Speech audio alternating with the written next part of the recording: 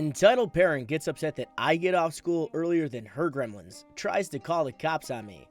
A bit of a backstory. I go to a school and live in India most of the time. However, since I've already gotten off of school, I'm spending my summer in Chicago with my gram. Anyone who lives in Chicago knows that the public schools get off in mid to late June.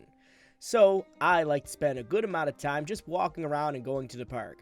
I've only been stopped by someone once and I just let them know the situation. Yesterday, I'm sitting at the park on a swing, minding my own business. Now, I'm 14, but I have one of those 8 to 16 faces, so I sometimes get strange looks. Up walks to me our entitled parent, someone who clearly asked for the manager at McDonald's this morning. We're talking anywhere between mid-30s to late 50s with 2 toddlers in tow. This lady is our entitled parent. EP entitled parent, LK1 little kid 1, LK2 little kid 2, me. Yeah, it's fresh in my mind, but still not exact. Aren't you supposed to be in school? Actually, I'm already... No, you don't get out until later this month. I go to school somewhere else. Then why are you here? There's no school out for the summer around here. Me now standing up and putting my book down. I'm visiting my grandmother and decided to come read a book in peace in the park. Mommy, he's wearing a kitty cat shirt. I nod and gesture to my sweatshirt, which clearly says school name Panthers. Yeah, this is the school I went to out in India. You probably stole that so you could get away with this. I'm calling an officer. For God's sake. And now, you used the Lord's name in vain. Thank God I was saved by one of the workers at the field house who knows me. Ma'am, I'm going to have to ask you to leave this boy alone. But he should be in... I did not ask. Leave him alone or leave the park. She gave me a dirty look before walking away. I thanked the field house worker and went back to my book. What I hate is when people insert themselves into other people's lives. Honestly, what that kid's doing is none of your damn business. At the end of the day, I know you think you're being a good parent and all, but it's none of your damn business what that kid's doing. They're doing what they're doing. If their parents know they're out, their parents know they're out. If they're not, they're terrible parents. But I mean, still, it's all on them. You don't have to insert yourself into that child's life. You don't have to take over what they're doing. It's fine. Trust me, the kid will live.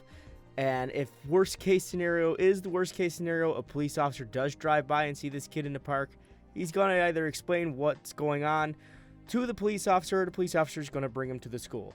Regardless, it's none of your business. That's how it is at the end of the day. Karen, it's none of your damn business. I did something this weekend that I'm proud of.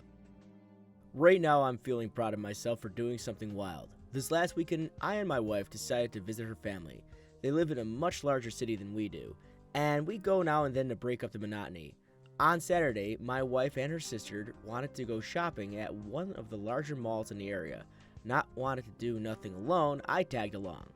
At some point while listening to the girl talk, I decided to grab a bite, so I told my wife and headed to the food court. At this point, the lunch rush was still going on, so the place was fairly packed. I decided on Chinese food, a place I had been before, so I trusted that the food was good. So I got in a line like anyone else, and this particular restaurant was pretty simple. It had 4 cashier lanes and grills behind it where you could watch the cooks make your order while you wait. But being a Chinese place, it took longer than the typical fast food place, so the lines were moving slowly. While waiting, my phone died. I simply forgot to charge it earlier, so I started people watching the crowd to avoid getting bored. Nothing out of the ordinary until I noticed ED with 2 boys a little bit ahead of me in the line next to me. The 2 boys around 11 and 9 must have been getting impatient because they would periodically start to screw around or bug ED, occasionally pushing each other around or asking when they would have food. ED looked like he was growing more agitated by the minute. Every time he had a turn to deal with these 2, his face grew redder and redder. Understand, dear reader, that this was a busy, loud area and they weren't being super loud, so they didn't really attract any attention yet. I did, however, have to turn away now and again to avoid being noticed though. The trouble started when ED finally reached his turn. The girl politely did the usual and asked him for his order, but instead of just ordering, ED started to complain, mainly about how long he and the 2 boys were in a line for. She did her best to be polite, but he just kept going for a few minutes. By this time, the gentleman behind the trio was also getting annoyed. He noticed me and gestured to ED with the "you gotta be kidding me" look. So I just responded with a shrug. As far as I know, he wasn't wrong. If ED was in such a hurry, why not just get your food and be done with it? Eventually, the girl at the register was able to get the order. I was now second in place in my line and right next to the two kids by this point. I could hear the angry ED going into a tirade about the performance of the restaurant and insisted that if it wasn't for his kids wanting it, they would have gone to a better place. About how said Japanese place was better, but because it was currently closed, they had to suffer through this. ED even started to insult the poor girl behind the counter. The gentleman behind ED and two boys tried to tell ED off by telling him that they are just doing their best, but ED shot back with a typical "I'm a paying customer so I can do what I want" excuse, and kept going. The girl was obviously upset as ED was bullying her and I could see tears come from her eyes. ED just wouldn't give her a break. The gentleman behind the trio was also looking like he was getting ready to throw punches. At this moment, I thought that I really wanted to do something, but I didn't want to get into a fight, even if I had to back up or end up being a backup for someone else. That's when I noticed it. ED was wearing cargo shorts, the kind that never seemed to fit right. I thought for a second and found an alternative idea. I found myself just reacting, and the whole thing took only a few seconds. I stepped forward in between ED and the two kids, grabbed both side loops of the seat of his pants, and yanked as hard as I could. Without stopping, I immediately ran for it. I had to push through the lady in the last line, but I made it. I heard a lot of screaming behind me, but not wanting to get pummeled by an angry ED, I didn't even look back. I ran to the other side of the mall where my wife was still shopping with her sister. I knew my wife enough to predict what stores they would be in. I felt safe enough in a girl's clothing store next to my wife, so after I caught my breath, I just started laughing. My wife asked what the fuck, and I just told her I would tell her later. I didn't want to spoil their shopping, so I spent the rest of the time keeping an eye out for an angry ED. I did spot them at one point, now with a blonde lady and a little girl in tow, but that was it. I was lucky enough to avoid them. When we decided to go eat, the lunch rush was pretty much over, and I just had to know. I went back to the Chinese place, and luckily the young girl was still there, so I purposely waited behind an extra person for a chance to talk. When I got a chance, I asked her what happened to ED. She told me that someone yanked his pants down mid-trade. The guy who did the deed took off, but ED couldn't catch him because the gentleman behind ED took the opportunity to push ED flat on his ass. The gentleman just insisted that he was trying to catch the culprit and missed. Then, ED, being the official center of attention, just grumbled for the rest of the time. He got his food, paid, and sat down on the opposite side of the food court somewhere. I wanted to laugh, but just in case, I never told her that it was me or who did the pantsing.